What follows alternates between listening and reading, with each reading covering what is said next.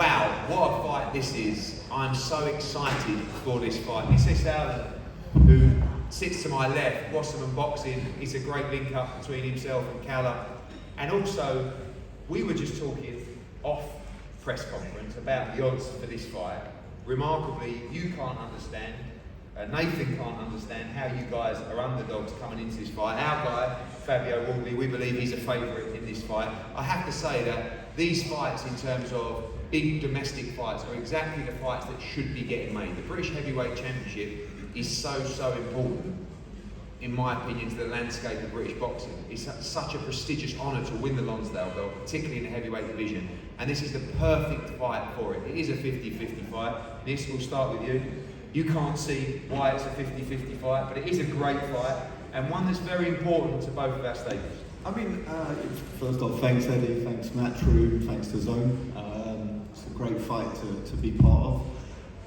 It is a 50-50 fight. I would say Nathan's the favourite, but I think it's 3-1 odds today online for Nathan to win, which my head is completely crazy. And if anyone wants to make a bit of money on payday, lump on that. As far as Nathan goes, it's hard to believe he's only 26 years old. He seems to have been around forever. And I think this has come at the right time for him. It's a great camp, he'll tell you about that in a minute. But I think if you listen to Nathan's story around the Daniel Dubois fight and what happened there and how it all fell apart, I know in boxing you hear every single excuse, but if you hear this man's excuse for that fight, you'll understand. This time everything's gone perfectly.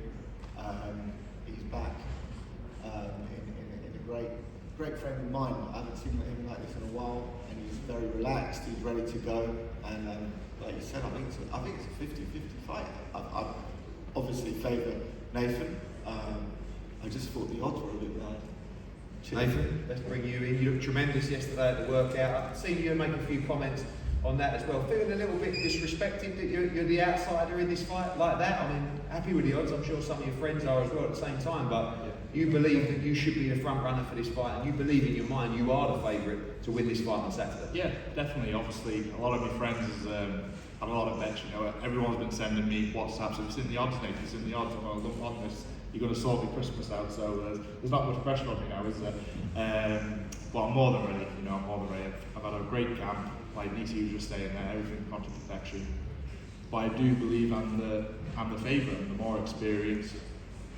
No disrespect to all the better people, I do believe, like I know.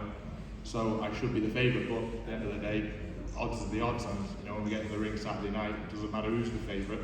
It's only me and him who's going to fight, so it doesn't really matter come Saturday, does it?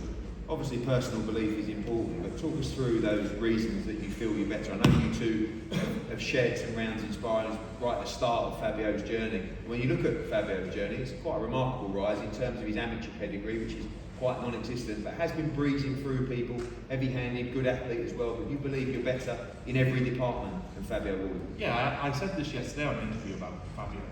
From where he's come from to where he is today, you know, white collar background, no amateur experience, he's fighting for the British Heavyweight title. That's an achievement by God himself, you know what I mean? So, but I've been doing this since I can remember. You know, I know Fabio come late into transition into boxing. I think he was 18 or 19 or something like that into boxing.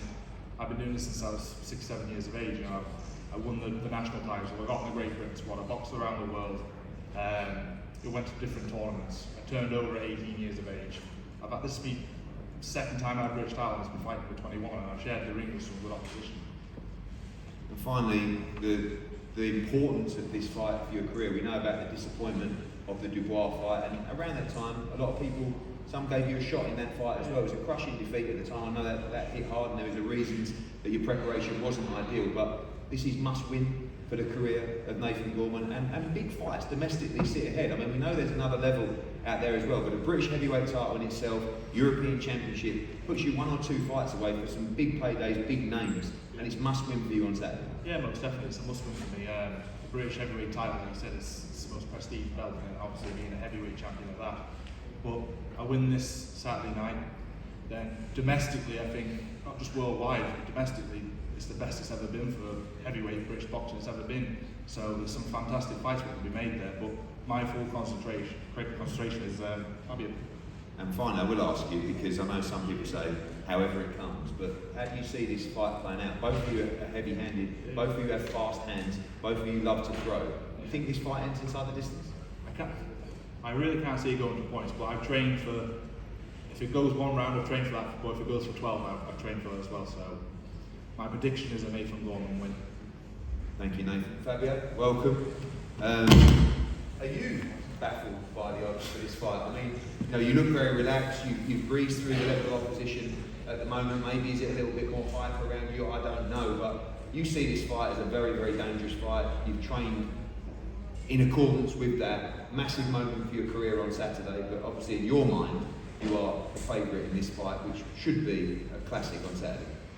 Yeah, of course. I always have self-belief in myself, regardless whether I'm underdog favourite, whether the odds are in my favour or not. That doesn't matter to me, and I know what I need to train for. I know what type of opposition I have in front of me, how prepared I need to be, how switched on I need to be from the first minute of the first bell. So all those things are things I've gone over 200, 300, 400 times in my head, just sat there and visualised what I need to do. So whether I'm favourite or not doesn't matter. It doesn't put any extra pressure on me.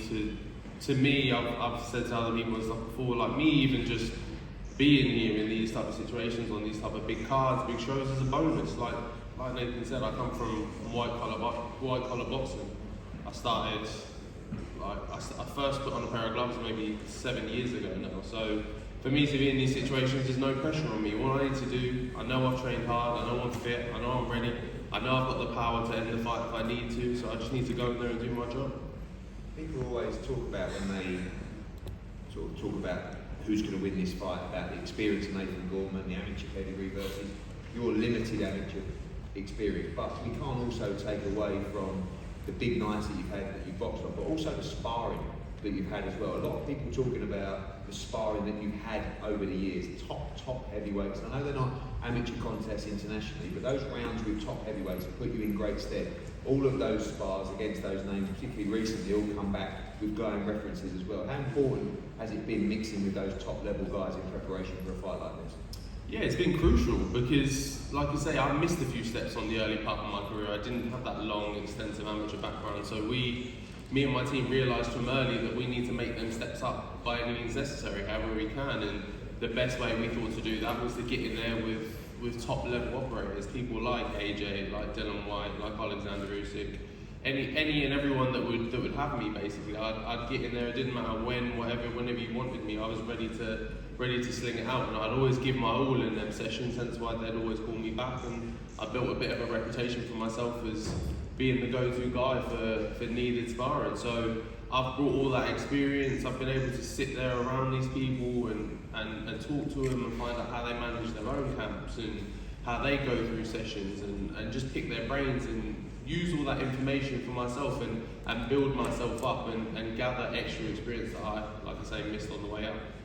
And finally, talk about predictions for the fight. Every time you have stepped up, you have ended fights early, you do have that power, you don't like to take your time. Even the last fight, I wanted just to get you some rounds, you couldn't help but take him out of there as well. Do you expect to win this fight inside the distance? I know it's the cliche, any fight, any way it comes, but when you talk about visualising this moment, when you visualise that moment the 300 or 400 times, like you say, does it end inside the distance? For me, it's always ended inside the distance. Since my debut onwards, I've always finished my opponents with inside the distance. I've got power in my left hand, I've got power in my right hand. Whatever I clip you with, you know you've been hit, and I lay that on you. And once I see that, once I smell blood, it's game over. I've proved that time and time again when I've had experienced opponents that I've been in there with that have been around the block more than me and they know their way around the ring, but I've still found a way to get them out of there, landed that sweet shot and got them down. Well, absolutely fantastic fight. Fabio Wardley against Nathan Gorman for the British heavyweight title on a huge card. Sandy Ryan against Anarki Sanchez, Pat McCormack against Andy Arno, Richards against Bolotniks, Gideon Onyami against Mark Dickinson, Thomas Carty, Chev Clark, George Lillard, and much more on a huge night of boxing live from Wembley Arena on the zone around the world. We're going to break for head-to-heads up here, and then the main press conference will be up. Look forward to a great undercard on Saturday night.